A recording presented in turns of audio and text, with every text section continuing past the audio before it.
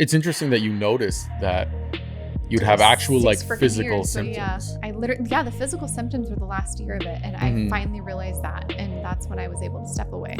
LA was very fronty, I think, especially with guys, right? Like some things you just can't help, and like everyone will call you superficial or whatever, like say like you're superficial, but like no, everyone's allowed to have their turnoffs, whether it's physical, emotional, like whatever it may be. So it's really nice when a guy can like just let the girl be the passenger princess. To me, what means the most is that like what you do with it, right? That ambition, and honestly who you are in your heart, right? That's like, you need to like be in touch with your sensitive side, right? But I get the whole like, oh, man up stuff, right? Like you can't over something, you can't just like hide away in a corner and like not go about your life, right? But you have to deal with it. I have a lot, but I think I've always been also like quality over quantity. So I'm very much the person that's like, oh, I care about others more than myself, right? And I think that's what's gotten me in kind of trouble sometimes, but I'm not going to change it, right? Because the guy wants to feel like they can... You're the man. Right, you're the man, and they can do stuff for you, and they can help you. I don't care if you have, millions of dollars or you don't have anything in your bank account, as long as you're working towards something. That's so height is important and ambition is important, but money is not that important.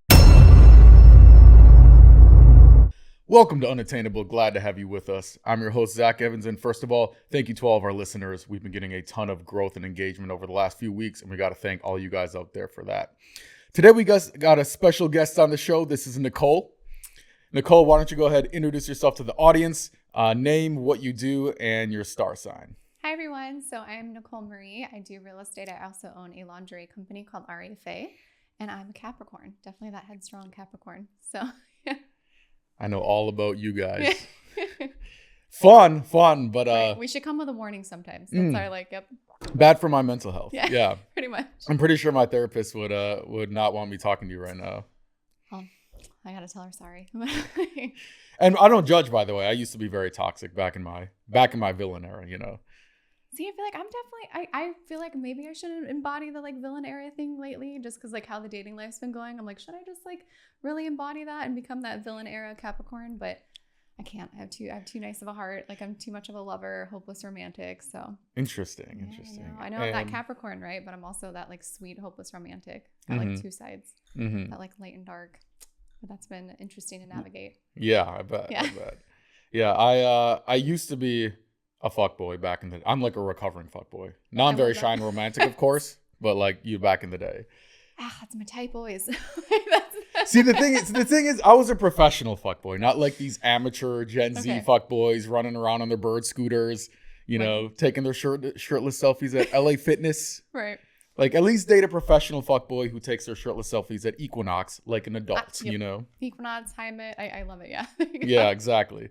So how has your dating life been? What was the last story that kind of happened? Like most current probably would be that one's actually this whole past year has been like a movie. It's been nuts. I broke up with a really toxic ex, won't name names here, but broke up with him and moved away from Vegas, and I started dating a guy here in LA, and I moved to LA for work. And that seemed like a movie. We went on like dates, drove through the hills, and fog came rolling in. And we went on, boats and shot on like yachts and did photo shoots over there. And he actually was an actor as well. And so that was just a whirlwind, crazy 9 months probably. And then I got the whole spiel after 9 months of, you're an amazing woman. You're everything I always wanted. But, I feel like you deserve more. Right. And I'm like, I've heard this so many times. I'm like, I was like, okay, like, right. And we stayed friends and everything's fine now. And then yet again, now I started dating somebody who, also the last two gentlemen I've dated have a 13-year age gap. So that's been interesting. Last guy I dated too, kind of similar area that, but we're still getting to know each other at this point. I thought things, it's crazy as we booked this podcast and, I got like a talk about a week ago that we were going to break things off. And then a couple days ago, we decided to start things up again. Interesting. So that's very healthy. Yeah. That one, very healthy. So the funny thing about this one is he's actually my best friend's younger brother. So I'm 32. He was 27. Oh, younger. Yeah. So you went from older to I dated somebody any age of the any spectrum. I dated someone. So the gentleman before that was 39, and then, so now I'm dating a 27-year-old. Does it feel weird dating younger? No, I feel like it's pretty rare for girls. It was like, I think at first I was kind of like, I don't know, I didn't know how to feel about it, but he's honestly very emotionally intelligent, very like probably even more emotionally intelligent than a lot of men I've met that are older than him. So that's been like really refreshing, and obviously it's fun and easy with him because it's my best friend's brother, right? So we get along with the family and everything like that. So currently, but that's gonna be awkward if you guys break up, right? I feel like you have to see this one through to the grave. Like this is like, and we were getting so much pressure from the family too. Oh, they kind of set you guys up in a way. Kind of, maybe. My best friends have been on this venture for the last year of setting me up. Love them to death. The best kind of girlfriends to have. No, seriously, both of them. So, they're actually, my best friends are married, and so there's two of them, and they set me up with the first gentleman as well. And then they also not really set me up with the brother. It sounds like they don't have that great of a track record. I don't know if you should trust these friends. We're 2 for 2.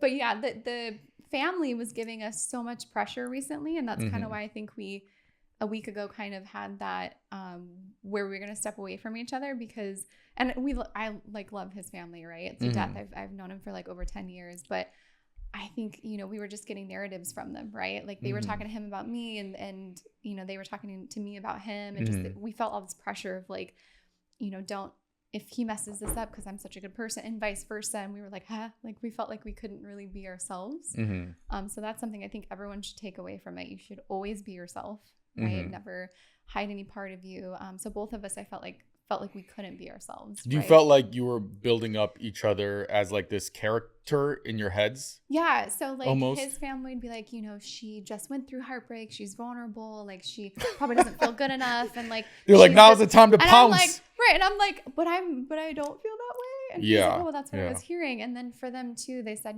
he's growing, and because he's younger, right? And he's growing, and but he has a great head on his shoulders. He's emotionally intelligent. He has so much motivation and drive, right? And so like, even if they're building, right, as long as they're working and building towards something, I would love to be along for that ride with him, right? As long as I had a toxic ex that did not have the motivation. You have a lot of toxic exes. I really do. Do you think you attract toxic exes? I do. I really do. And I don't know what it is. Like I have had, even since high school, my first ex was just really toxic. That ended with him, unfortunately, flipping me off a mattress and breaking picture frames and cheating on me and all the things under the sun, right? And so, and the other one too ended up a little violent towards the end, like punching holes in walls and ripping door handles off, and that was. But then these last two guys weren't toxic for sure. They're. So I'm getting better. You're like improving slowly but surely. Improving, yeah. But so it's been an interesting whirlwind, especially dating your best friend's younger brother. That's been I feel like he can't be toxic though. I mean, if he's too toxic, he's gonna stain his reputation with the family. But that's what the pressure was though. He felt like he just had so much pressure to be this like perfect version for me, right? And vice versa.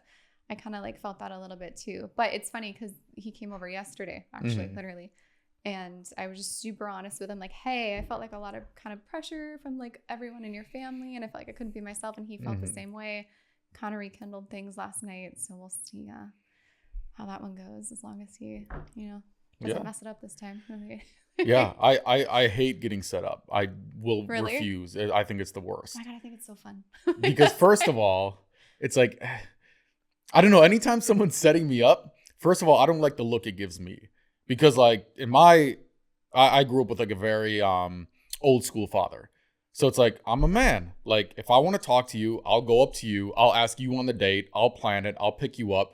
It just feels weird. Like, oh yeah, my friend Zach, like he's single. Like you want to, like, it makes me feel like I'm a loser or something. Like, no, I don't need you. Like, I'll go talk to the girl myself, you know? Like your friends are trying to pawn you off on somebody. Yeah, like they're trying to pawn. We need to get him with somebody so we can get rid of him. Exactly. Right. So I more prefer to just go in blind, with somebody new. Or Or, okay, invite your friend out. We'll all party together. And like, if we click, we click. If we don't, we don't. But there's not this like, all right, let's like go down to dinner. And like, your friend said you're cool. Actually, yeah. It's like, I don't know. It's odd to me. Again, pressure, right? That puts pressure on it. You're like, all right, well, we both know the same people. We got set up here. It's a lot of pressure. We don't want to disappoint, right? Yeah, yeah. Oh my God, yeah. And then like, and I don't do online dating because I'm not a loser. Yeah, I've never downloaded that app, and I literally was so, I'm a hopeless romantic, right? I'm very emotional, right? Like I'm a very emotional person in a good way, right? Like I'm attached to my emotions. Yeah. I feel everything really deeply. And I was so heartbroken like a week ago when he cut it off, just out of sheer like just trying to like boredom and like entertainment. I was like on FaceTime with one of my friends and I downloaded Bumble, and within like literally like 3 hours I had like 3,200 likes, and I'm like, yeah, how does anybody freaking do this? It's very it's like a full-time job. It's literally, yeah. And I'm sitting there and I'm like, and then it was, if I felt like I'm not like a judgmental person, and I didn't like it because I'm sitting there and I have to literally judge somebody within 2 seconds. Swipe left, swipe right. And I'm like, ooh, this is not my cup of tea. It's not for me. Right. Oh my God, he has a puppy. Right. It's a dog. It was crazy. And then I had the full spectrum when everyone jokes and sees those memes, right? Where you're at the age where you can date the dad or the son. That's, you know, I had that, right? I had the 25-year-olds or I had the 50-year-olds on there. I'm like, this is too much. I like meeting people in person and just naturally. And dating online apps, that's wild. I don't know how anybody, I know there's some success stories with it, but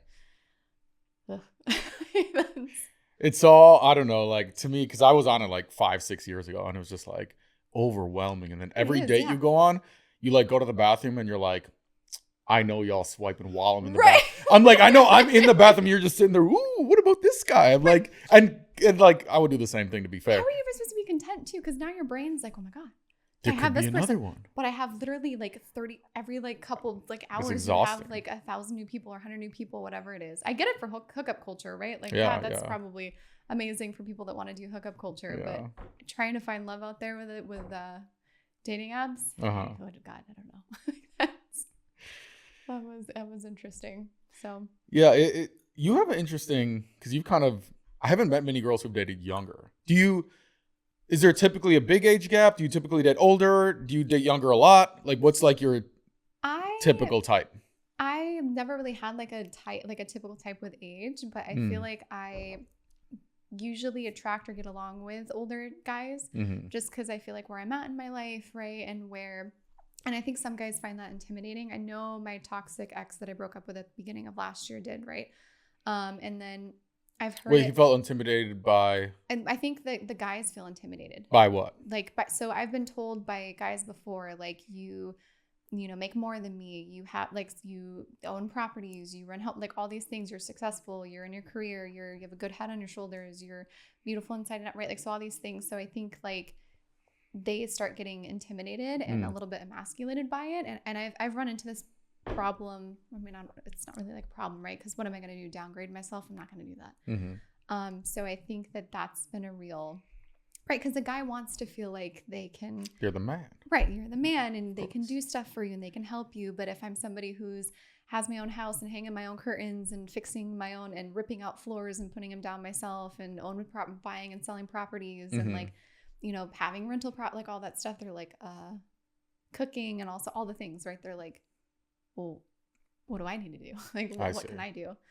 And how does that typically like manifest? Like, do they say something? Is it like a feeling you get? I think it comes out, and with my toxic ex, it was like anger, right? Okay. I think, and like calling me just awful things, and also like being mean to me, right? So trying to peg me down so he feels better. With like in subtle ways or like in very overt ways? I feel like overt ways. He'd be like, F this, I'm fucking over this. Like so I have asthma, right? So one thing he'd always say is, you can't even fucking breathe, right? Like he would make me, right. Okay, it's kind of funny. I mean, it's not, like, but no, I know. It's kind of like a funny burn. Like you can't even breathe, right? Like that's all you got on me, right? But then like say, I'm like, it's funny because it's kind of a compliment. I'm like, that's what so you're like, that's the best thing you could come up with, right? When you're and trying I can't to hurt breathe, me. right? I can't. Thank you. Yeah. But so, and then other guys have just told me like, you're just like, so amazing. And I've got told by the 39-year-old actor that I dated, the last thing he said to me when breaking up, he goes, I need to be the man you deserve or let you find him. And I'm like, really? That's very self-aware. Or do you think he was just saying that because he was trying to hook up with other chicks? He is very self-aware. He is very logical. He's a kind, great, amazing human also, like would never speak badly on him. And then also me and his sister became best friends too. So you just love getting tangled up. You love getting tangled up in everybody. It's like, I just want to be part of everyone's family, apparently. I'm just like... That's hilarious. Yeah, no, literally, me and his sister became really good friends. She actually is the one that dropped me off here today. Okay. So so yeah, but that's how that one kind of ended. And everyone thought I was nuts. Here's another crazy story on that one. After we ended, I already booked him a birthday trip to Oregon. It was supposed to be a surprise, and I paid for this Airbnb, and it was actually like a castle. And it was this crazy expensive castle and free, like all paid for a trip, and I invited his family. And he was like, I feel like I can't go. Like I'm like, it's paid for. Everyone's going, like, just go. And I went on this after like a week of us breaking up as friends. And I just went with him as friends.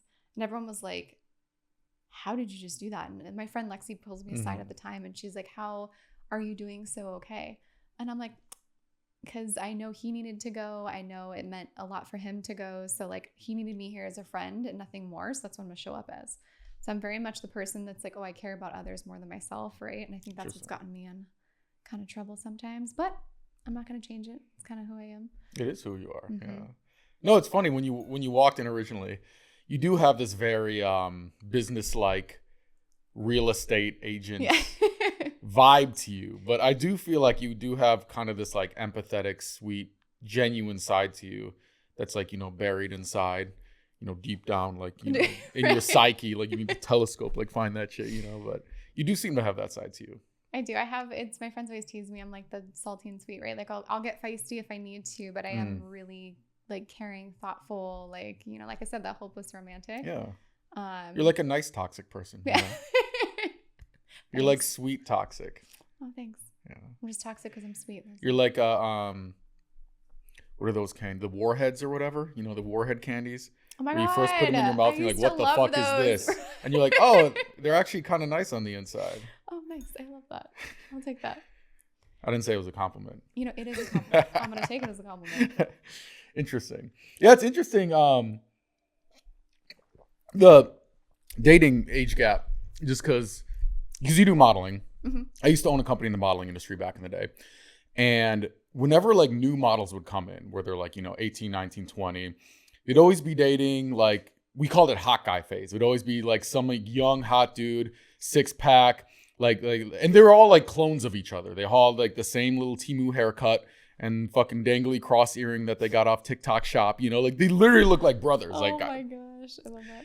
And the interesting thing was the most beautiful girls in the modeling industry, by the time they're even like 21, 22, they would always be dating some like super normal looking dude. Like some dude that like, if he like dropped off your UPS package, you'd be like, oh yeah, that makes sense. But they were always extremely charismatic or successful, usually older, has their shit together, and not in a sugar daddy kind of way, but in a just like, I got you kind of way. That makes sense. And it almost felt like they got bored of here's like, how long can you stare at a 6-pack before you're just like, okay, there's 6 of them. Maybe just because of, like the industry they were in, right? They're like, oh, like it was very modeling is not superficial as like an industry, but I'm saying like it focuses on like the outer beauty, right? Yeah, so maybe they got like bored with that, like you were saying, because of that. And so they wanted that like inner beauty, right? Like that more like inner beauty. And I definitely, I gravitate towards the very attractive, like they're all good on the inside too, deep down. So looks is important too, though. You have to have like that. Somebody who says like physical attraction doesn't matter. Like it does. Like, it's all right, you want to date some ugly? I know a lot of girls who love ugly dudes with great personalities. But you have to be attracted to them, right? I mean, so some of these dudes, I'm not sure. I think the other way around, like guys, I think it's like a prerequisite. Like you have to be attracted. I think girls can become attracted based on sheer just like conversation and You know, someone. Me, I'm very like 50 Shades of Grey, right? So I'm like, I need you to look like you can slam me against a wall. Right? Interesting. So that's okay. that's my like little bit of like a checkbox there. Mm-hmm. And you don't like the little skinny guys. No. You need a little bit of creatine. I do. A bit of muscle, some traps up here. The 27-year-old that I'm dating, yeah, he definitely he's good in that area. He definitely goes to the gym. He literally has an 8-pack and like so. And here's the thing, I think most women too always like went after him for like his outer beauty, right? And it's funny because I've known him for like over 10 years, right? Like obviously it's been family friends. Always knew he was like an attractive human, right? But like for me, I wasn't like attracted really to him until I started to get to know him. And I saw that like inner beauty. So it's like interesting because I think a lot of women have always gravitated for him for that like outer beauty. I'm like, I'll always see that like inner beauty. I'm like Michelangelo, right? I can stare at like cold stone and I'll see that like sculpture on the inside. Yeah, you're definitely Michelangelo yeah. for sure. What about height? Does height matter? You know, I want to say no, right? Like, but I feel like it does. Like, I'm a pretty tall person. I'm like 5'8". I love wearing my red bottoms, right? So like, it'd be nice that if I can still like look up to kiss you. I really like that, like, you know, just full masculine, stereotypical, right? Like taller than you, can slam you against a wall, you know, can like be, and like for me, even the financial part, I've never considered that part of my like, I don't care if you have, you know, millions of dollars or you don't have anything in your bank account as long as you're working towards something. That's so height is important and ambition is important, but money is not that important. And I mean, I say height, right? But like if I fall in love with somebody that's shorter than me or whatever, that's not going to matter. But yeah, it is interesting. One of my friends, actually, you kind of remind me of her a little bit. We kind of had like a very short thing back in the day, but now we're like good friends. I'm friends similar to you. I'm friends with a lot of my like exes / ex just keep them around somehow. Yeah, they're great. I mean, I have no problem with it. Like, I'm not insecure about it, whatever. And she was 5'10", did like fashion modeling, runway, all that kind of stuff. And she would normally date like NBA players, like 6'5" and up. You know what I mean?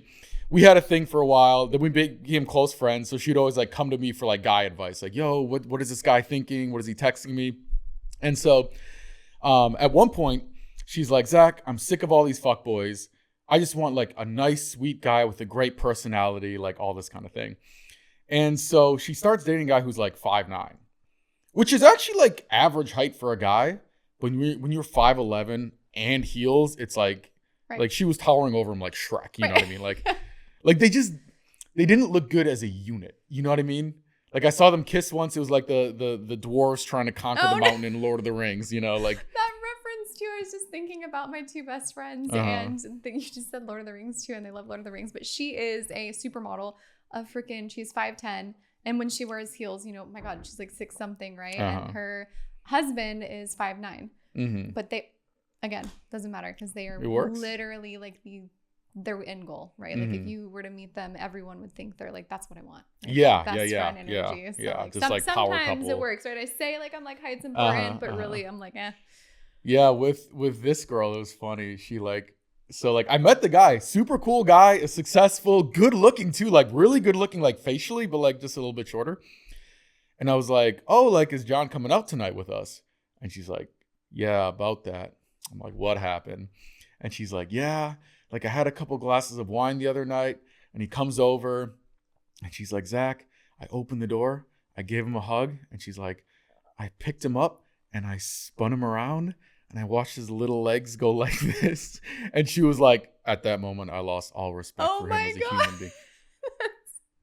And I was like, I get it. I'm a very understand. visual person, so I literally just saw that happen. Yeah. Oh, yeah. And I'm like, it's also good for like your bloodline, you know? Yeah, like you don't want to go to the afterlife and your ancestors are like, what the fuck are you? What did you do to We us? could have had D1 athletes. Now we got these little Oompa Loompa leprechauns running around trying to get their Lucky Charms back, you know? Right, exactly.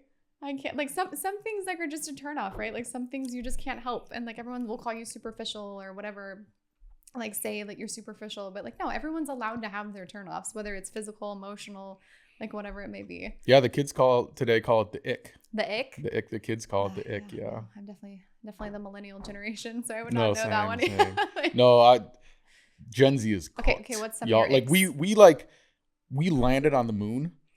They're like flipping over water bottles, make sure Right. they can get it on the make sure they can flip it to get the heaviest part of the water bottle to land. Like, good job. Like, it's tough.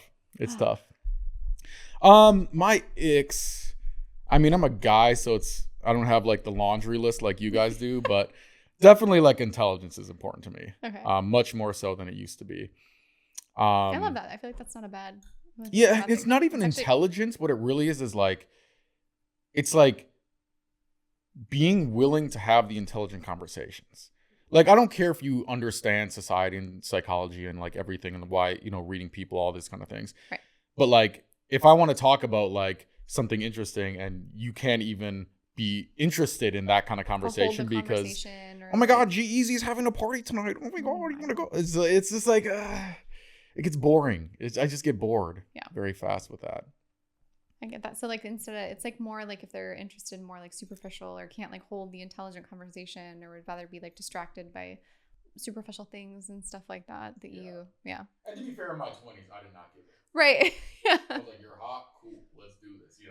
Like some of these girls I dated were just like, it wasn't that they're, it's just like they like would choose not to use the 6 brain cells rattling around in their skull.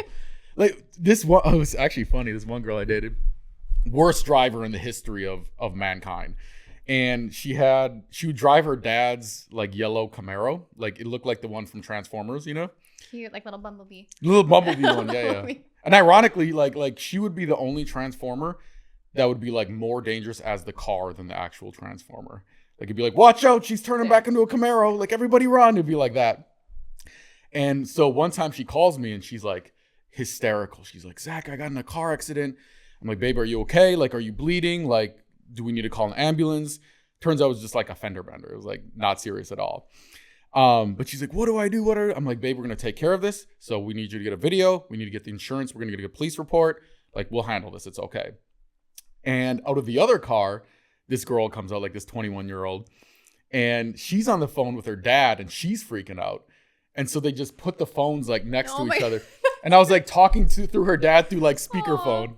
It was pretty funny. That's, when you were talking about that, what's really attractive about that is like the fact that you remember how I was saying like the financial stuff doesn't matter and that stuff, but the energy, like how you were able to like take charge in that situation of like, it's okay. Like we got this, just do this. And very like taking charge like that. I feel like it's very attractive, right? For me, that's that like masculine energy and that like really translates well. Instead of like toxic ex, right? If something like that happened to me, pissed. He would just get like upset, mad, right? Or like not know how to handle it. So it's really nice when a guy can like just let the girl be the passenger princess, right? And just like take charge. So that's a good trait. But I feel like that used to be just like standard. Like that would be the default setting of everybody. Right. Like, but it's not now. I know, like, it's crazy. It's wild. It's because of like, fucking movies nowadays. Probably. Every movie, it's like the strong masculine character is like the asshole football player who like pushes the wheelchair kid down the stairs and we're like, don't be like that guy. And then like the little nerd who like fucking eats ice cream out of a cone like a child and like licks it. Right. And then he's like, oh, I'm so emotional. And then like the girl like breaks up at the end of the movie with the football player and like, finds her true love with the little beta male simp guy who lives at his girlfriend's boyfriend's house, and then they live happily ever after. And it's just, no, that's no fun. I'm like, I can't, maybe that's like the toxicness in me, right? Like sometimes I like the little, like everyone's like, oh my God, no, you deserve somebody who's like put together, has a great job, like is like treats you right. And like, and I'm like, and can provide for themselves and has their own house and like just, and I'm like, that sounds boring. I'm like, honestly, that sounds like really boring. Like for me, I'm like, I can do all those things myself. Like, yeah, it would be nice to, but I want to build something with somebody. Like I want to build empires together, right? Whether or not you're where I'm at, below, above, I want us to like build empires together, be ambitious together. I don't want you just to be settled and content and and then that's it. That sounds very just flatline. Right. Yeah. Like I want more. Like that's like like even if you're somebody who's building yourself and working on yourself, I can help you together. We can grow together and stuff like that versus like you're good, I'm good, okay. It's just like what are you doing? Right. Do you ever feel that the wanting a guy for his ambition has bit you in the ass ever? It's not that like I've wanted guys for like ambition. You have to have that. I feel like because I think maybe because my ex was not ambitious, like my toxic ex, I stayed with him way too long, 6 years. The last 2.5, almost 3 years of a relationship, he was unemployed. And I was paying for everything. He was I would literally just come home and he was on the couch. No, literally. It was my house, my condo before, my house. Like he would just, and get jobs where he didn't have to show up for, or even if he did, he got let go from them. And he also had, some other issues going on there. But he had an 8-pack? No. he was attractive. We met back in the nightclub days, but I don't know, fell in love with him young and just stayed way too long. And so I think that to me, I realized like, no, you have to be ambitious, right? Like, but it hasn't bitten me in the ass. And I just think that I'm ambitious. So I want to meet someone else who's also ambitious. And so that we can just literally build empires together. Yeah, but you're ambitious, but also proven. Yeah. Here's what I don't understand about girls. Because a lot of girls say, yeah, I don't care about money, but ambition is important. Okay, have you ever heard of this company called HelloFresh? Yes. So I got HelloFresh once. I'm like, I'm busy. I don't know how to cook.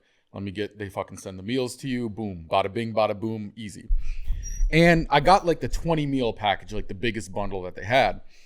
And it came in this big box. I pull it out. I open the first one. And I'm like, oh shit, they fucked up my order. It was just ingredients in there. Like nobody cooked it yet. I open up the second one. Same thing. A bunch of ingredients. And I'm looking on the site. They're like, yeah, we just send you the ingredients and you have to cook it. And I was like, why the fuck am I paying for meal prep? If I I could fucking hop in the BMW, go to Catch Steak and do the exact same thing. Like, why am I paying for the ingredients? Like, it makes no sense. Whereas like for girls, I never understand why girls date for ambition. Because it's like, why date the ingredients that might be good when there's like guys who are already medium rare steak, sweet potatoes, and you're like, do I like this or not? Like, let's try this. Like, let's see if it's good. Damn, I forget. Oh my God, I love steak. That's like reference that also newly not vegetarian. So that's like why, yes. Interesting. That's wild to use that reference. I get that. I don't know. It's something, I don't know. I've literally always dated, and it's funny. It's a pattern of mine. I've always dated guys that just, everyone's like, oh, you deserve better. And I'm like, no, but like, to me, what means the most is that like what you do with it, right? That ambition and honestly, who you are in your heart, right? That's like the most important thing. Like the 27-year-old I'm dating, he's honestly, I can say this, he's the most beautiful person I've ever met. Obviously like physically, right? But also like inside. He's honestly the most beautiful soul I've ever met. Like caring, empathetic, that kind of thing. He's so freaking like kind and caring and aware and just like sweet and loving and like I hate to tell you this. This is always what girls say about guys right before they break up with them. It's always what they say. Oh, he's the greatest guy. He's so nice. He's not that I'm saying you will, but yeah. But he is like the most beautiful. And I told his mom this recently too. I had a conversation with her, and he is. And so I think like he has that ambition. He really does. I think he's somebody that I could like, build something. Right. I mean, I could have that like filet mignon right now, right? Bumble freaking was offering me 30, a lot of those, 3,200 of them in a couple hours. And I don't know. I feel like there's more than that. I feel like there's also that connection, and I want somebody that's like my best friend and can, be my ride or die and also be my lover and also slam me against walls, right? You have to have all those, in there. Yeah. So. Yeah. Just be careful with, there's a lot of, my crypto app is about to pop off soon. I'm looking for investors. Yeah. But you've been around the LA block. I'm sure you can get a read of people. That was wild. I lived here for like only 8 months, and like now I live in Laguna. LA was very fronty, I think, especially with guys, right? Like most guys, it's crazy. It's wild. I have stories for days. Like freaking, It's very fronty, and I even met some people that I think deep down aren't like that. And just have been in this life too long. Like the gentleman I dated, the 39-year-old when I moved here, I think that he maybe wasn't like this initially, right? And then he moved to LA, became in the industry, still super sweet, kind, human. And I think this industry is just being in LA for over 20 years. That's damn. Like, teaches you some lessons. Yeah, oh my God. Like it's very fronty though, like sometimes. You know how many people I've met that are Drake's manager? Right. I'm like girls eat. I'm like, I did one Google search. Who is Drake's man? It's not this guy. None of them. You know what's crazy though? I feel like a lot of girls actually don't even care if it's fake. Like one of my friends, she was dating this guy and she was like showing me to him. And she was kind of like bragging about it. She was like, oh, it's his videographer. He has 500,000 followers. She was like kind of new to LA. She was like, oh yeah. And I like look at his first post. It's like 3 likes and like 2 comments. And like his next post is like 17 likes. And I'm like, damn, yo, like these are obviously like fake followers. And she's like, oh my God, I didn't know. But the crazier part, a week later, she's like FaceTiming her friend. And they're like, oh, what's up? She's like, yeah, I'm dating this videographer. And she's like, he has 500,000 followers. And I was like, you know they're fake. You just don't care at this point. Because for you, it's almost like you can still brag about it right, it's like a to flex. your friend. It's like a flex. And it's actually almost like in a weird way, like strategically, it's like you can tell everybody this big flex. If you get caught because the followers are fake, you could just be like, oh, I don't know. Like, I don't know. I thought it was real followers. Right. So you kind of get the best of both worlds, but it is interesting to me. Oh God, that's like every time I went out in LA, that's who I'd meet. Like I remember I went to this event and I met, that was wild to me. I think I met like 18 guys within the span of an hour that gave me their number. And it was just a random networking event. Mm-hmm. And I had multiple of them. Like one of them was texting me photos of him in his yellow Lamborghini. And I'm like, why? Again, I get maybe some girls in LA, and I think a lot of girls in LA I come across some of them are like that. But I'm like, what? Not like get to know me, not like get to know you, but you're just texting me photos of yourself in your yellow Lamborghini. Like, that's cool. Thanks, I drive a Tesla. Like, what's it is up? A weird, like to like text you that direct. Right. I will say. Like, it's that flex, right? They're trying to like flex on it. And I'm like, that there we go. There's Nick for me, right? There's whole, a Nick. Like, ew, like, no, like flex if you want to flex anything, show me like who you really are, right? Mm-hmm. Deep down, not like what you have, how much money you have, what your bank account looks like all that kind of stuff. Yeah, I agree and disagree with you on this one. Okay, what's the disagree? So I agree, like texting you a picture of a Lamborghini, like that's pretty cringe, right? Like that's pretty like what that was like, Nick. I was you seem like you really want people to know you have a Lamborghini, right? But what I will say is I hear girls all the time say like, yeah, I don't like when a guy posts like a shirtless selfie with a 6-pack, or I don't like when the guys post their car on their Instagram or something like that. And then like all these same girls will start dating a guy. And then I look at their Instagram and they have like 6-pack on their Instagram. They have they're flexing all over their Instagram. And I'm like, I don't think you care that much. Like, it doesn't seem like this is a huge priority for you. Right. So it's interesting. I don't know. I think like also Instagram too, right? Like is what you want people to see, right? Mm-hmm. Like that, like any of these experiences, a lot of them that I'm talking about, right? Like probably a lot of my followers or people that don't know me that well don't know about it, right? Mm-hmm. And so you just see like the beautiful parts of life and on a lot of people's Instagram. There's some people that are more real out there and share more, but mm-hmm. maybe that's like part of it too. But I don't know. Yeah, the whole flex thing, I think that's what kind of Instagram and social media is for, right? Like you're flexing about your life. Mm-hmm. And so that's why I love stuff like this, right? Like you're like getting down the nitty gritty. That's why I was like, oh, if we break open this wine, it's going to get more real than maybe I want it to be. Yeah. But I'm like, you know what? I think that's what it means. Start talking about my deep emotions or something. Exactly. You know? That's what we need to get to. Open up on your the podcast. Your deep emotions, yeah. Mine are buried pretty deep in my psyche. We're gonna crack them open. See, like Michelangelo, we're going to chisel them out of you. We'll see. I'm tough enough to crack. I've gone to therapy once, but not for me. It was like this whole. Just once? Yeah. I'll see. I don't know if therapy for guys is really like. Oh my God. You disagree? Totally. I feel like everybody should go to therapy, right? I've gone to therapy for the last probably 2.5 years, just as like a normal practice. Like mm-hmm. for me, I'm like, why wouldn't you take care of your mental health like as much as you take care of physical health, right? Especially guys, right? Guys are looked at like they always go to the gym, take care of their physical health, right? And they're very proud about that. But if you're going to take that much pride in taking care of physical health, you should also take that much pride in taking care of your mental health. And I think like society has made men feel bad for like feeling emotions and because they're like, oh, that means you're weak, right? And it's not. And so you have feelings, you're human. So I feel like men should go to therapy as well, right? Like, and I can say I would not be where I am today in my house in Laguna and had the experiences I did last year and had that courage to move away from a toxic relationship and also from Vegas if I did not go to therapy. And I've just continued it. It's like just like going to the gym, right? Mm-hmm. Just like going to Pilates, I've continued therapy. I go like twice a month at least for an hour-long session, and it's amazing, right? Because they're licensed professionals there to help you. So that's something I feel very strongly about. Interesting. Yeah. Do you feel like, how do I phrase this? Like, okay, if you're a guy, right? I get it if you went to war and you're like in a ditch somewhere and your best friend gets blown up next to you and like you have to go to therapy. Like, I'm like, okay, that makes sense. You come home, you're having nightmares. There's no problem left to solve.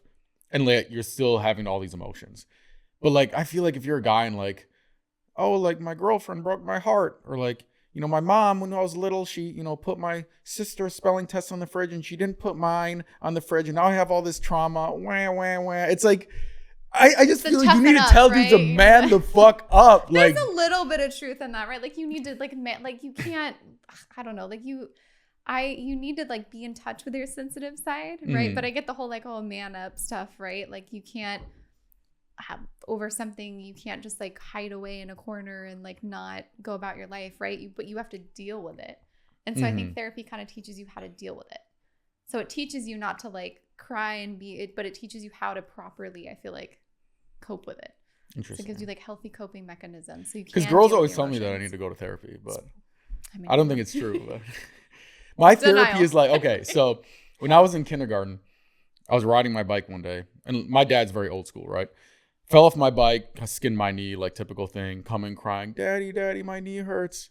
And he just looks at me and he's like, good thing you're tough. Just walks away.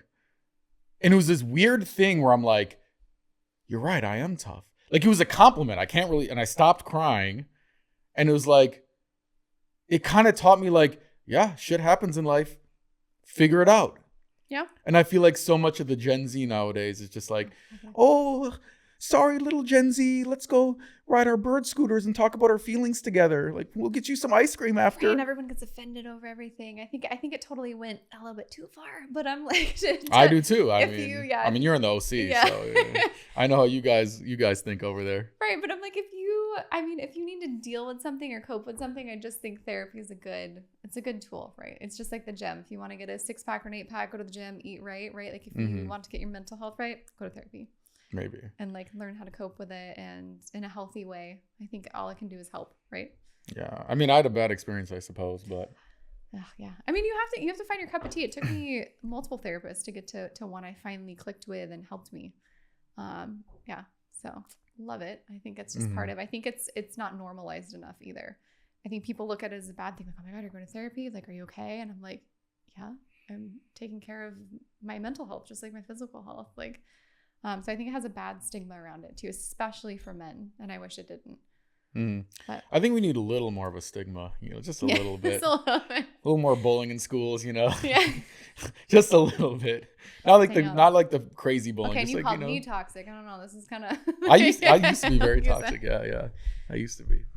I'm very shy and romantic now. I know you're like, oh yeah. Very shy. I did get blasted in one of those Facebook groups. Did you? Seen those things? Was it the Are We Dating the Same Guy? Yeah. Oh my God. And it's crazy because I was always like, I was a fuckboy, but I was always an honest fuckboy. And I would say, look, not looking for anything exclusive.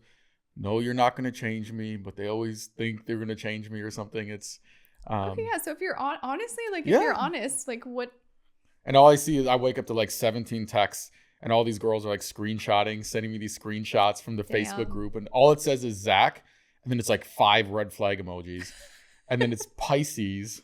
And then it was like, we'll send more information once approved or something like that. Oh, so you're a Pisces. Okay, yeah. Yeah, best one. I actually like Pisces. One of my best friends was a Pisces. Yeah, I'm straight white male and Pisces, so like my privilege is just fucking. Oh God. There's only one privilege that beats me. I'm actually kind of mad about it. Oh my God, the Pisces too. I'm like, it's just you're very that water sign. So you are deep down probably really emotional. I don't like to identify as a Pisces. Yeah, no, you're emotional. I identify as like an Aries, warrior sign, God, yeah, I always fell for the Aries too. Wild. Yeah, Aries are cool. Aries and Geminis, I always somehow. Oh, Geminis, watch out for those fuckers. Yeah. I'm not surprised you would like Geminis. That doesn't surprise me at all. That's actually expected. Yeah. I can't. I just something about him drives me nuts. Have you heard of the 3 loves theory? Mm-mm. So they say you have 3 big loves in your life. You have your first love, which is kind of like you know, you think it's going to last forever because you don't know any better and you're just so in love. High school sweetheart Kind of thing. Then you have your toxic love that just breaks you, and it just, you feel so strongly, and it teaches you the life lessons, and it kind of forces you to grow. All right, I had those too for sure. And then you got your soulmate, which is, hey, I learned all my lessons. I understand what I truly want out of a relationship, not what society tells me, but what I truly like. And I found my perfect match. I found the perfect puzzle piece. I love that theory. Yeah. I'm like, I definitely had the first two. Uh-huh. It's no doubt about it. So, I'm on that probably soulmate train right now. Got it. Hopefully. Your toxic love, how did you guys meet? Your most toxic one, the big most one. Toxic. That's really hard because my puppy dog high school love was also toxic. Me too. Yeah. I took care of two in one fell swoop. Yeah, literally. So I bundled them together. That's literally my first one and my second one. So they are both very toxic. My first one was that high school sweetheart. Right. And that one was just passion and really just crazy, right? Like that puppy dog whirlwind love, but super toxic. And I think because he wasn't confident and comfortable with himself, and he took it out on me, and right. And then my really toxic one, I think probably the most would be the one that I was with for 6 years, and we met working in nightlife. Toxic. It was the basic oh, she's a cocktail waitress, he's a busser. It was that freaking story. That's how we met. We're together for 6 years. Oh, that was bad. What originally kind of attracted you to him? I think just his personality. I think just the fun, and it's hard, right? Because back in the time, we were all drinking all the time, and it was nightlife. So when I met him, we were both drinking, right? And going out and all the things. I was 23, 24 when I first met him, and we both worked in nightlife. Yeah. And so it was that fun personality, and and then you get older, and then you move in together, and there's responsibilities, and he just kept drinking and kept that it's party hey, there's phase, more than party. Right. And we're then kind of running out of the party life now. I was I stepped out of it pretty early. I only worked in nightlife for probably 2.5 years because I'm I don't want to stay in this. It's brutal, at all. Yeah. And he stayed in it, and I think that's when it got really toxic. I think he may have a little bit of a problem there, but I'm not one to say. And so that's how I met that one. But yeah, that one. And what was toxic about it? Was it arguments? Was it cheating? How did that manifest? So that one wasn't cheating, right? I never had an issue on that, but I think he just struggled with his self-worth a lot. And that was so sad to see, right? Because I'm you have all this potential, right? And everything. And he just was not happy with himself. Right. And I think the fact that, like I said, I think he was those ones that I, had the house and the car and the job and the taking care of him, buying the groceries, and I cooked. I knew how to, all these things. He just felt it made him feel worse. Right. And then he also, I'm pretty sure, had a drinking problem. Right. And what was really toxic is the things you can't breathe right. Right. Or I remember the thing that I'm not trying to laugh. No, it is. It's a funny burn. It's a funny burn. It's a compliment. Like we were saying. Yeah. The worst night we ever had, and this is when I was I'm done. This is really freaking sad. Is his sister was in the car and put on perfume, and I have asthma, and I felt like I couldn't breathe, so I had to roll the window down. And he had been drinking that whole night. He's you can't even fucking breathe right. It's fucking stupid. I'm fucking over this. And we get home, and he's so drunk. He's I'm having really bad asthma, right? I'm having an asthma attack. I was I don't want to take my asthma spray because it makes my heart rate go up more, and he's stressing me out. I'm I don't feel good. I feel like I need to call the paramedics. I was having a panic attack also, right? And I couldn't breathe. And you couldn't breathe, he was drunk off his ass, and he ripped door handles off the wall. He punched holes in walls. He said, "You can't even fucking breathe right. You're fucking stupid. I'm fucking over this." And he said that while you were having an asthma attack? And we called the paramedics. The paramedics look at me and they go, "You are an AFib. Your heart's throwing AFib. Your heart rate is at 169 beats per minute. You're throwing AFib. It's beating irregular. Your oxygen is down. We need to take you to the hospital." And he's "I'll just fucking drive you." And I'm "You're not driving me anywhere." Right. And so go in the ambulance. He was mad about it.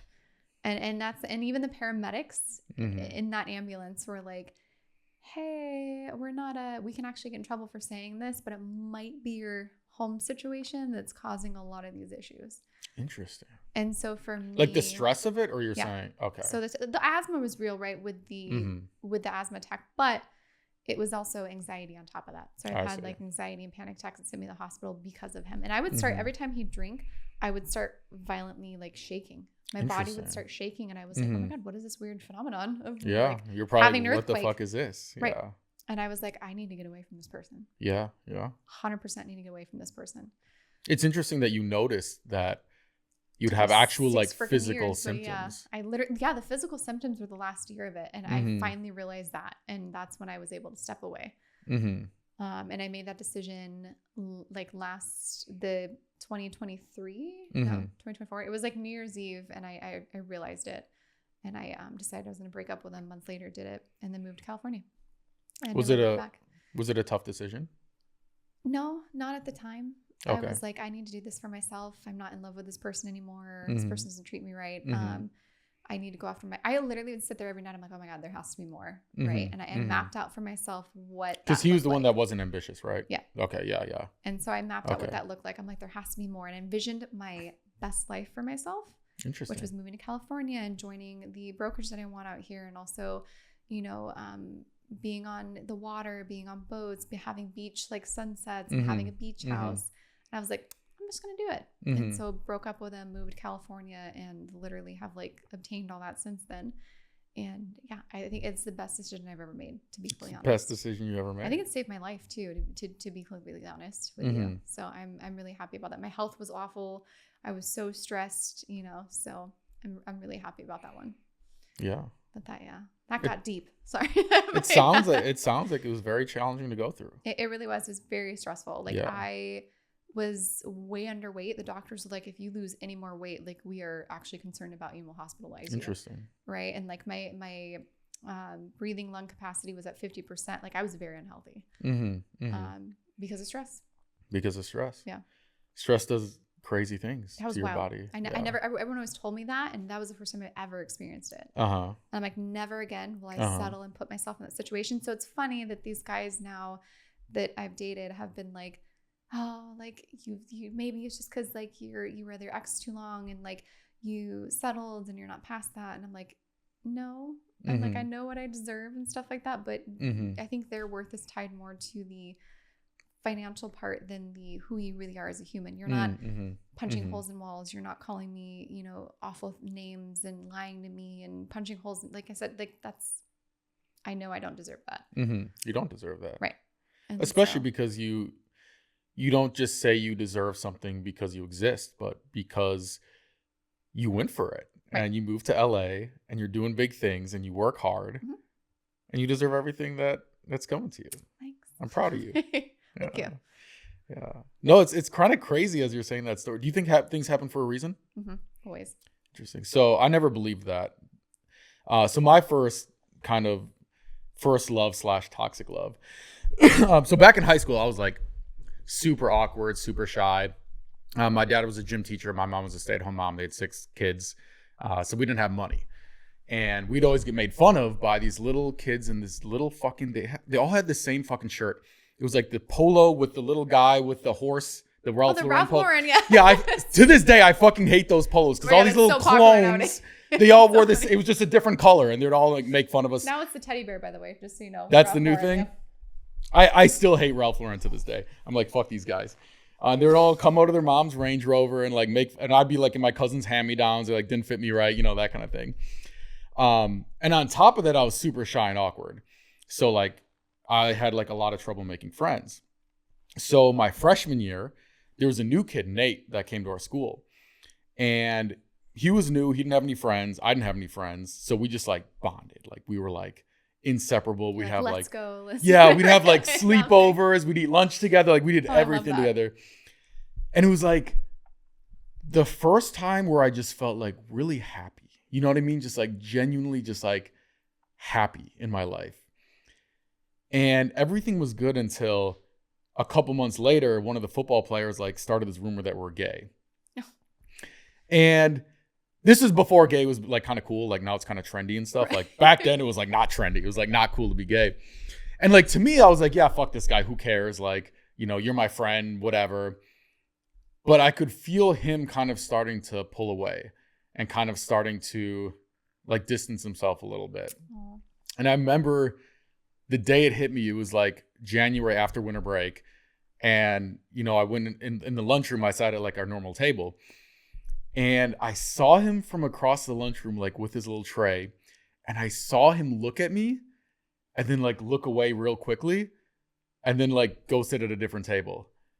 And that just fucking crushed me. Oh. And so at this point, I was like so desperate for a girlfriend. I was like, oh, I just want a girlfriend so bad. We could like hang out. Right. You know, we could just like talk to each other on the We'd be best phone. friends, Yeah, like, we could be right. best friends. And nobody will think I'm gay anymore because I could like squash this rumor like real quick. So finally, my junior year, I hear it kind of through the grapevine that like this girl wants me to ask her to prom. And so I'm pumped. I'm like, Zach, don't fuck this one up. Like, this is your shot. You know what I mean? And so I go to like her locker after school and I was like, hey, Julie, you want to go to prom with me? Like, it was so fucking awkward. And she was like, yeah, of course. And I was like, okay, cool. And then like ran away. Like, it was like super fucking cringe, right? And so we start dating. And for the next 2 years, I was like the biggest simp boyfriend in the world. Like, it was like so cringe. Like, I used to, it's going to make you cringe. Every Monday, I would wake up at 6 a.m. and I would drive to the Walmart between our houses and I would get some flowers and a pack of the purple Skittles, the like wild berry flavors. That was her favorite Skittles. And I would write a little note and I would literally like leave it on her doorstep. Dude, So that she is like, not cringe. That's amazing. we'll wait for the rest of the story. Okay, You're going to think go. it's cringe in a second. So when I went to college, she went to like the private school. I wanted to go there, but my parents couldn't afford it. So I went to UW Oshkosh, which was like in the middle of nowhere, like 3 hours away or whatever. And I was still happy. I would call her every day. Yo, what's up? How's your day? I was like still in love, whatever. And there's this guy she would talk about. And she'd be like, yeah, we all hate him. He's the biggest asshole. He's like hooking up with 2 of my friends behind their backs and didn't tell them. And I'm like, yeah, we hate this guy. Fuck this guy. We're on the same team, right? And then the weird thing was 3 weeks later, I get a call from one of my, like this guy from my high school. I wasn't even like really friends with him. Like, I haven't talked to him in like, you know, a couple of years. And he calls me and he's like, yo, like, I hate to be the one to tell you this, but like I was at a party last night and I saw Julie go into this room with this guy and it was like the asshole guy. And he was like, yeah, they're in there for like half an hour, like alone. Like, everybody said they hooked up. And I'm like laughing at him. I'm like, bro, she hates this guy. Like, there's no way. Like, of course, like I'm like laughing in his face. But I remember the weird part was like in the back of my head, I was like nervous. Like, I had this like nervous energy that I couldn't like figure out. And it was kind of just like intuition, you know? So I couldn't sleep that night. So the next day I like drove to her college. I skipped class and I never skipped class. I was like a very good student. And I knocked on her door and I remember I was expecting her to like open the door with like a big smile. Oh my God, you surprised me. I can't believe you like came to my college.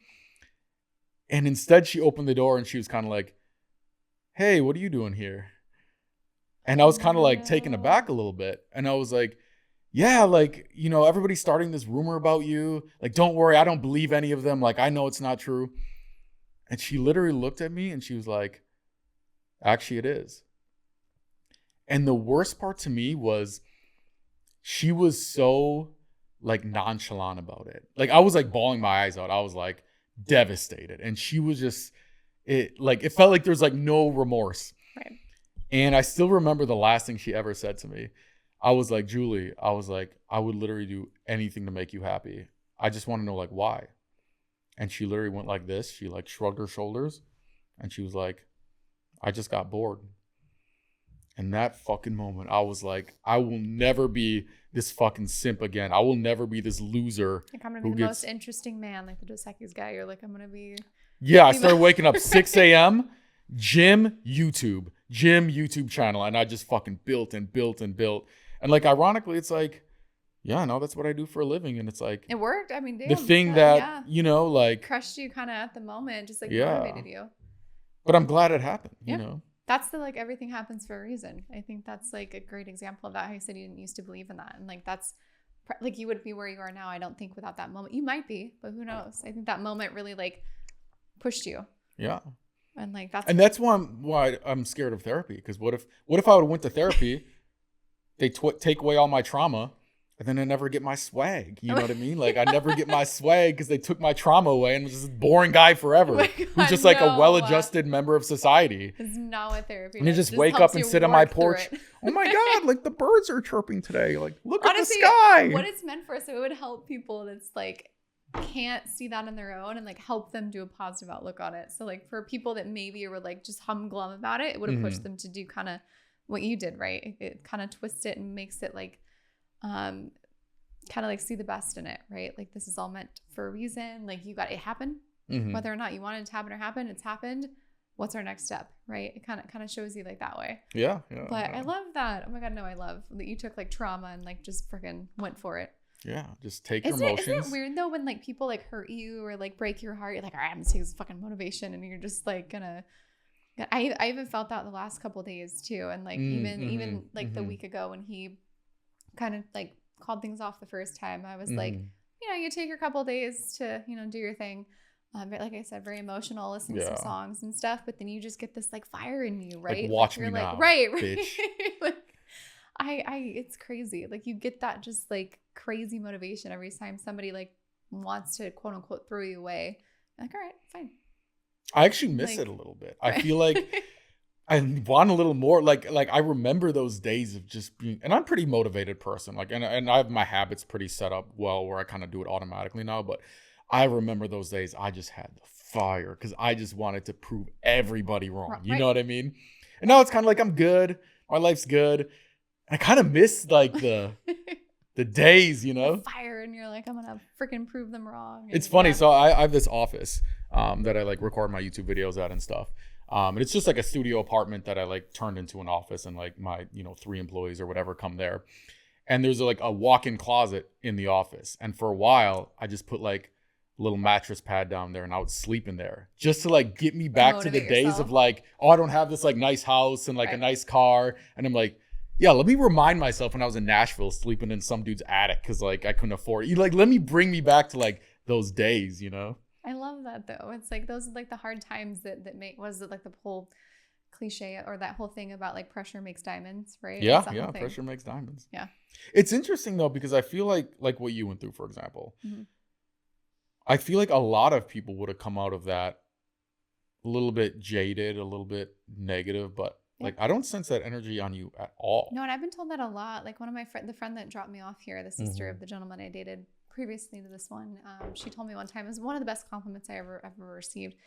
She's like, I tell her all these like dating things with my high school sweetheart ex, and then obviously everything I went through with her brother, and she's like, how are you like so okay still? And like, how are you so hopeful and nice and sweet? And how is your heart still open?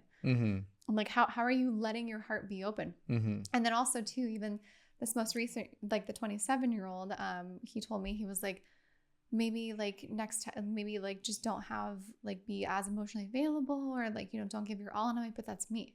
I'm like, I'm always going to be that like lover girl, like emotionally available. And it's like, why not? Yeah. It gets me. And everyone said like, but it can get you hurt. And I'm like, there's for me, my like most like, I love this quote when it's like, I would have rather loved than lost and not love at all. So that's my like, I think that's where that comes from. Yeah, it's better. Like, I'm not jaded by, I'm like, you know what? Yes, I've been hurt, right? And I've gone through pain and heartbreak. You've gone through pain, yeah. A lot. And I'm like, but it's all beautiful, right? Because that's what makes you human. It is what makes you human. The great part, the bad part, like I'll take it. I'd rather feel all of it so deeply than like not feel anything at all. So that's kind of where that comes from. Yeah. I used to tell people, because I'll get people saying kind of the same thing about me because I've been through my fair share of relationships. And to me, it's like, okay, if you go to Europe for a month, you're like, oh my God, this is so amazing. I'm traveling around Europe. The food's great, blah, blah, blah. And then you come back, you're not like, I'm so mad I went to Europe because I had to go back to my life that I was exactly how it was before. Right, you're like, I'm glad I went to Europe. It was fun. Like I had a blast. Like I had some ups and downs. Like my fucking phone died and it was stressful. But then like we went to this like big like hiking trail and it was so beautiful and blah, blah, blah. But it's like, wouldn't you rather have that than just like you stay in your little fucking hut in LA and like, oh, I don't want to look like exactly. Like what? I love that. I love that outlook. It's like you're just glad it happened, right? Like what is life those. about? You know, right? Like I would have never had my movie freaking date driving through the Hollywood Hills with fog rolling in and a full moon and freaking literally fog. Fog was coming over us. We were in a convertible and like, you know, that's wild. Like to have that kind of moment or like, you know, that type of stuff or even like hoping, right? I'm hoping this like works out with the, you know, in the long run with the gentleman that I'm talking to now, the younger one. But like even for instance, the first night we hung out, we talked the whole night like best friends and we ended the night with we grabbed In-N-Out and we sat on the beach and we literally stargazed and like we're looking at the stars just on the beach like movie, right? That's very like movie-esque. Like even if nothing works out, right? Like aren't you glad for those moments? I would have never had any of those. Yeah, you would have never had anything. Right. Would have never met, for instance, like the first guy, like sister, right? Like now we're really good friends. Like that came from that. So it's like you never know where life's taking you. Like even if it doesn't work out, there's some reason you did it, whether it's the experience or people you met or relationships you're gonna have or lessons, right? That you're gonna learn.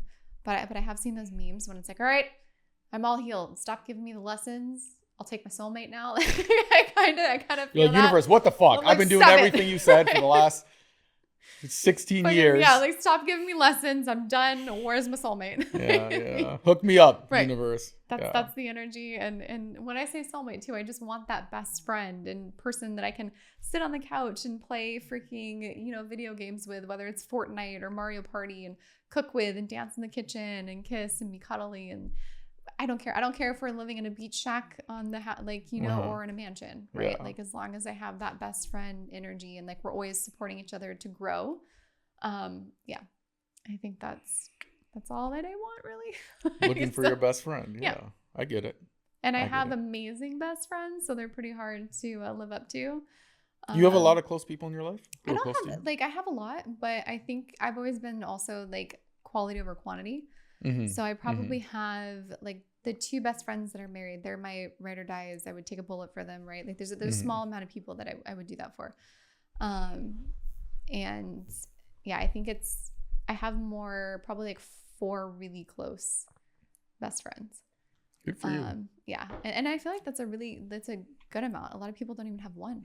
And so I'm really thankful. Especially for girls. Yeah. I think it's a lot harder to make friends as girls. Yeah. Most of my guy friends that I know in LA, it's like we've been friends, same group for the last 8 years. I can't tell you how many times I meet somebody in LA and like, oh, who's your best friend? Oh, my best friend Tori. We met 2 weeks ago at the club. Right. I'm like, 2 weeks ago. Wild. I'm like, what happened? Where are the carcasses of all the other friends? Like, what happened to them? You know, it's like bizarre to me. But like, who were you friends with 10 years ago? What happened? Like, yeah. But I think it's very difficult to make friends, especially in LA as a girl. I think it's very difficult. That's the thing. Like, I'm so thankful. So like all of my friends that I say those 4, I've been friends with them for over 10 years. Good for you. And I even have friends that I've been friends with. One of my best friends I've been friends with since kindergarten. I just had like an hour-long conversation with you the other day of what I'm going through. Literally since kindergarten. So that's like my whole life. So it's crazy. And because for me, like when I meet somebody and I really do love you and I care about you, like I'm invested in you. Right. So maybe that's why for me, everyone's like, oh my God, you always find a way to have your exes hang around you for the rest of your life. And that's a mainly true story. And I think just because when I really care about you, like I'm going to always care about you. Right. So I think they're just the type of people, some people are just fly by the seat of their pants. They don't care if they meet a friend and then aren't friends with them. But I think a lot of people do want that like best friend energy, whether it's just as friends or soulmates, but it is hard, I think. It's a very mature way to think about it. You know? Yeah. Thanks. It's interesting. So when I was 25, the first like really beautiful girl I dated, she's a very successful model, would get like, you know, flown out to Milan for fashion. So everybody thought her life was super easy. Like on the outside, everyone's like, oh, like you have celebrities in your DMs, you can private jets, like your life is easy. But it was just like so interesting. It was the first time that I like knew somebody like that, and I would see like their real life behind the curtain, and how like I just remember thinking, man, like you never know like what guys are trying to help you and what guys are actually just want to sleep with you. Yeah. And even worse, what girls like are your ride or dies. Right. And what girls are secretly jealous behind your back and are preying on your downfall. That part, yeah, the girls. Oh my god. That's the worst part to me, because like you can't even have like someone to confide in and someone to. I remember sometimes like she would come home after like, you know, smiling all day and putting on like a little bit of a front, and she'd just walk in and I would just see her lip quivering, you know what I mean? And she would just collapse into my arms and start bawling. And it was a lot of stress for her. You know, it was a lot of anxiety, and she was very strong. She was very, you know, she'd wake up the next morning, go out there again. And I really admired her strength, but it was just interesting seeing like, it's not as easy as everybody thinks. No. And like a lot of women or girls, they're mean to be honest, and they're not nice. Like I remember working in nightlife when I was like 23, 24. I was friends with, I thought I was friends with one girl at the time. And then everyone always joke about me. And like, they'd said I had 10 boyfriends because I was friends with all the bussers. Because they're fucking awesome. Like, why would I always had like more guy friends usually growing up than girlfriends. And like, and still to this day, I have a lot of really close guy friends. And like, because for me, a lot of the women were just very judgmental and catty. And even the one that I thought I had in nightlife wound up eventually, you know, we didn't become friends. We didn't stay friends because she was talking behind my back or judging other people. Or how'd you find out? She did some things one day I wasn't comfortable with. So she lived at my condo that I owned one day, and I asked her to move out. And it was this huge thing. And after that, it came out that everybody at work were like, even the girls, some of the girls were like, hey, just so you know, we never tried to ask you to hang out because we are not a fan of her. And we thought you guys are close. But just so you know, she was saying all these things behind your back. Whoa. Yeah. And Crazy. so that was why, like, a lot of girls are mean. And I don't know where that comes from. It's funny because when I started working in nightlife, like all the bussers would joke and they're like, oh my God, you're like a unicorn. And I'm like, what does that even mean? Right? Like, it's like, they're like, oh, you're just like not, they're like, you're kind of like one of the guys. Like, you're just chill, but you're like also really, you're like pretty. Normal. Doesn't make, and that's like, even the gentleman I dated here in LA that's 39, he said to my best friends at the time, right? Because he knew them, he was like, I'm confused. Like, she's really pretty, but nice. And I'm like, why is that such a, like, why is that You're weird? like, yeah, what do you mean? What do you mean? Right? It's Like, what do you mean? It's like the general, what do you default factory settings. Like, right. What do you mean? It's my default. Yeah. And so I guess and especially being in LA, not to drag on it because I did love my time here in LA, but I did see that. I did see a lot of the pretty girls were just not nice. It's so crazy. Even to me, I'm like, oh my God. You're like, I did nothing wrong to you. Why are you mad at me? Exactly. Yeah, it's a very competitive atmosphere. It was funny. So one of my very, very toxic relationships, we had a big like falling out, and at the same time, she had a falling out with like a bunch of her friends too. Like it was just one of these people that, whatever. And so I'm talking to her. And one thing she would tell me in our relationship, she's like, Zach, just so you know, she's like, every group of girls has like a group chat. Like you have a group chat probably with your friends, right? 100%. She's Zach, what they don't know is every group of girls, there's a second secret group chat with like the core members of the first group chat. And they all talk shit about this people who aren't in the second group chat. Don't have that. That's wild. Well, she actually said, she's like, if a girl says she doesn't have it, that means she's not in the second group chat. Yeah. But it gets even worse. So this is the crazier part. So when we broke up, she had a falling out with some of her friends too. So I was talking to one of her friends and we're like bonding over, you know, like, oh, this girl, I can't believe she did this, blah, blah, blah. I'm like, yeah, you know, they got this second secret group chat where they talk shit about you. And this is the crazy part. She starts laughing, but like kind of like evil villain laugh, like kind of maniacal laugh, you know? And I was like, why are you laughing? And she was like, what they don't know is there's a secret oh my God, third group chat that talks shit about the second group chat. It was like, I need like a literal flow chart to figure out who hates who, who's toxic, who doesn't like them. It was insane. And after that moment, I stopped trusting all women. Dude, that's insane. Just gonna start dating dudes now. Hop on Grindr. So the rumor was true. So way back, the way back when with you. Yeah, but it was a very fun relationship. I'll say that. Yeah, I mean, it kept things interesting. Yeah. That reminds me of the hot crazy scale. Like that's another one of those things too. Yeah, it's definitely somewhat true, somewhat accurate to a point. No, the hot crazy scale. Yeah. Oh my God. And like, do you know the hot manifestation scale? No, hot manifestation skill. Yeah. How do I not know about this? So I don't know if you know, do you believe in manifestation? Yes, 100%. So I don't know if you're aware of this, but manifestation only works for hot girls. If you're ugly, if you're a dude, and you're like I've seen hot girls manifest the craziest shit. They'll just be like, private jet to Tulum, boom, Yeah. universe gives, right? If you're an ugly person, private jet. Universe is like, better Nope. start working doubles at the dirt factory just to make ends meet. We're not getting shit. I do. Yeah, I do see the truth in that. That's sad, but unfortunate, but I get that. It is what it is, It is what I've it is. it's funny because right, I've had a lot of girlfriends that do that, right? I've never done one of those kind of trips. Like I've model trips or never whatever. been a model trip or sugar baby, nothing like that. I'm like, I don't want to spend time with anybody that I don't want to spend time with. So even if I'm getting paid for it, a free trip. But it is true, right? Like if they do want it, they can get it. Yeah. And it's this weird dichotomy for, on one extent, they're the luckiest people in the world because with like zero work and effort on their part, they can have this crazy lifestyle.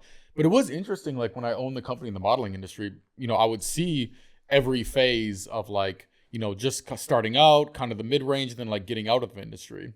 And there was a lot of girls who, live this glory life when they're 18, and on. And it's like, their expectations lifestyle-wise were like up here, but they never developed any skill set.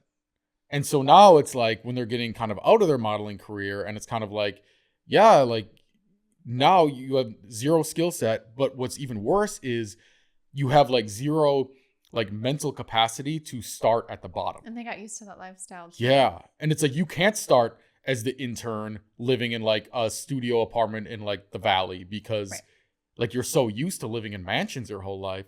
So now your only option is to marry a rich dude. And maybe you find a great rich dude and your life is happily ever after, but maybe you don't. And you're always going to be like dependent on that. Yeah.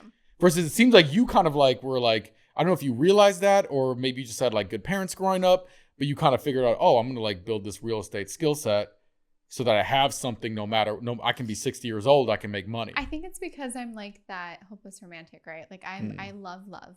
Mm-hmm. So I wanted to be, I'm like, I will be my own rich dude, right? That way I can fall in love with whoever I want to fall in love with. Yeah. No matter how much they're worth, no matter what life they can give me, like that was my thing. I want to make sure that, because love is the most important thing to me in my life, right? Mm-hmm. So I think maybe that's why I did that. I'm like, I'm going to be very successful so I can marry who I want to marry. I can fall in love with who I want to fall in love with, whether they're rich, whether they're not, whatever, whether they're growing. And obviously I'm very, ambitious. And like, even if you're working on yourself, I'm going to push us to do that. But yeah, I just wanted and I know me, I know my lifestyle. I know I wanted that, champagne lifestyle. Right. So, I did that for myself. So that way I can fall in love with who I want to fall in love with. Yeah. Good for you. Thanks. I like your energy. Thank you. Despite all of your obvious and glaring red flags. Oh, thank you. You have good energy. Oh, I have red flags. I'm interested to. I think I'm all green flags over here. Yeah, it's but like Chinese New Year. It's just red flag, all sure. all you over keep the telling place. yourself that. I want to talk about real estate because we always talk about dating relationships on this podcast because it's interesting. Well, but let's talk real estate. Selfishly, so I have 2 properties in Arkansas and 1 property in Oklahoma. Where you have properties as well, right? Yes. Where are your Mainly properties? Vegas and California. Interesting. Mm-hmm. So I never did California because of the eviction laws and because of the taxes. Is there a reason you did California? Is it just because you live here? I don't have them anymore. So it's very hard, I feel like, in California, especially if you're like an investor, right, to own property, because it is like more goes towards the tenant, right? Like it leans more towards the tenant. It is harder to have like investment properties out here, in my opinion. The place that my investors have found the most luck have been Texas, Vegas, honestly, and Arizona. Honestly, I'm like, if you just get a place at, a good price, a good interest rate, or you just pay cash for it, that's where my investors have found the most luck. So if you just get that good deal, I know it sounds like crazy and aloof, right? But like, that's honestly all what it's about. Like if you just can have that constant cash cow, like that constant flow of income every month. Like I met a guy one time too, before I got in real estate. This is what made me want to get into real estate. I was working as a cocktail server at Waldorf Astoria in Vegas. Now it's known, I forgot what I think Mandarin Oriental now it's known as. Okay. But he said, he was like, yeah, I have 10 properties now. They're all paid off and they're all just rental properties. So he's bringing in $2,000-$3,000 a month from all these properties. So he's bringing in $30,000 a month just from properties. Yeah. And so eventually he can sell them. He can keep renting them. That's what made me want to get into real estate. Yeah, I'm surprised he paid them off though. He was older. It was a span. Oh, okay. It So was it was over over the span time. of having tenants in there. Yeah. Yeah, because I think the biggest like I didn't realize that when I first bought my property, but then like because I bought my first one in 2020, and I was like, oh, I'm meant to, like that's rental income. But then you kind of realize, oh, after like mortgage, tax, insurance, all that's like you're not making that much. Right. Off the rental, but your tenant is paying off your mortgage, and then the appreciation. Yep. And like 5 years later, or 4 years later, I checked how much my house was worth, and I was like, wait, this is the biggest moneymaker. Right. Is the appreciation more so than the cash flow, more so than the tax write-off? Hold on to it. Like if you can hold on to it, that's why I tell everyone like hold on to it. Right? They're like, oh my God, what if I buy this property and like the value goes down? I'm like, that's great. If just hold on to it. It'll go up eventually. Literally, like real estate's always like this. They're like, when should I buy? When I should not buy? I'm like, whenever you feel comfortable and you're financially stable to buy. And interest rate has something to do with it. But even if not, you can always refinance. Yeah, wait till it goes down. Refinance. You're good. Yeah. So like, if anything, it might be better to almost buy when interest rate's high because the price will most likely be lower. Right. That's the thing. Like a lot of people don't understand. Like with real estate, right? Like the interest rate might be higher, but a lot of times that means the purchase price is a little bit lower, right? Like it's stuff like that. It kind of balances out in a way. Mm-hmm. And you know what another interesting thing is about real estate? I was talking to my friend about this last night or 2 nights ago, because she works like a bartending job, right? Like a normal. She's like, oh my God, we still make like minimum wage and like we just make tips, and based on the economy, like it's gotten worse. I'm like, you know what I've realized about real estate?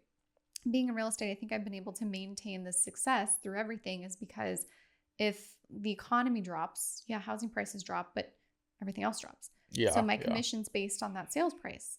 So I'm still equal and able to buy everything I want to buy. Mm-hmm. And then when the market's good, housing prices go up, my commission goes up, right? So I'm kind of with the economy. Mm-hmm. Like, so I have a job literally that's like stays with the economy.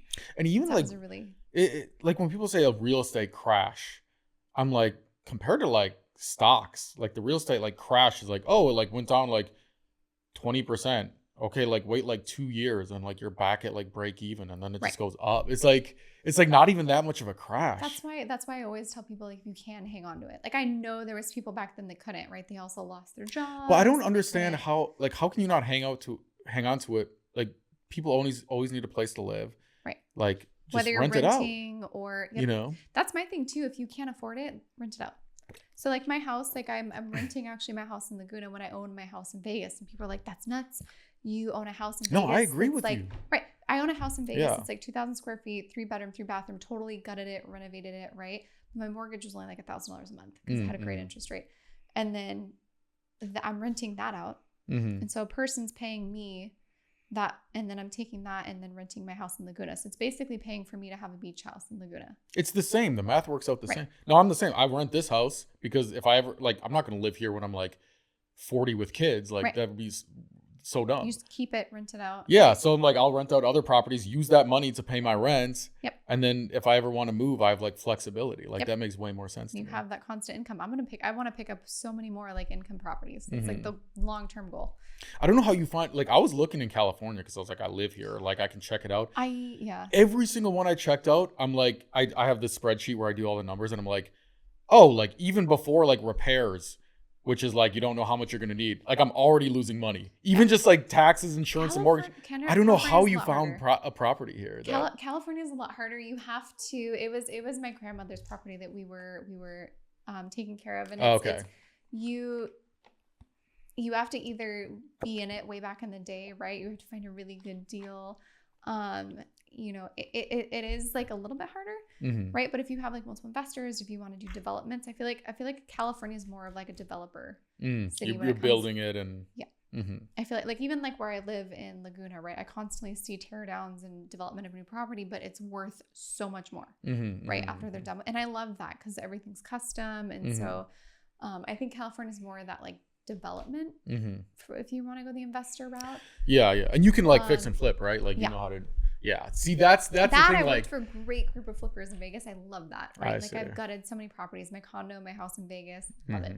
That's like one of my favorite things. Yeah. Yeah. Because when I was looking at deals, I'm like, man, this is a great deal, but like, I don't want to like deal with contract. Like I was looking at it as like a very passive form of investing, not like, yeah, let me like hire some contractors and then like they fuck it up still and take too long. And then I'm like instead of spending my time on my business, but like you do real estate. So it's kind of like, that's what you do, you know? You need the right people too. You need the people that can put in your floor for $2 a square foot versus $8 a square foot. Yeah. Yeah. So. You got to get those dudes standing outside Home Depot and just like, hey, you want to like help me fix this? Just have to keep it low. Like yeah, keep the cost low. Yeah, makes sense. Awesome. Well, we're about out of time. Actually, we're 20 minutes over, but we're kind of cooking, you know, cooking. But this has been very fun. Where can people find you? Do you have any social media you want to give a shout out to? Instagram is my main one, probably at Nicole Marie with 2 Y's. And yeah, that's pretty much it. And do you want to talk about your brand page? Oh, REFA. So yeah, it's REFA Co. So CO after lingerie swimwear launching soon. So that's been very fun. We just did a photo shoot with the beach with a horse. So that was amazing. Yeah, but check it out. And that's kind of what I have going on. It was a pleasure being here. Yeah. Love talking to you. It was very fun. We'll have to do round 2 sometime. Yes. Yeah. Thanks for listening.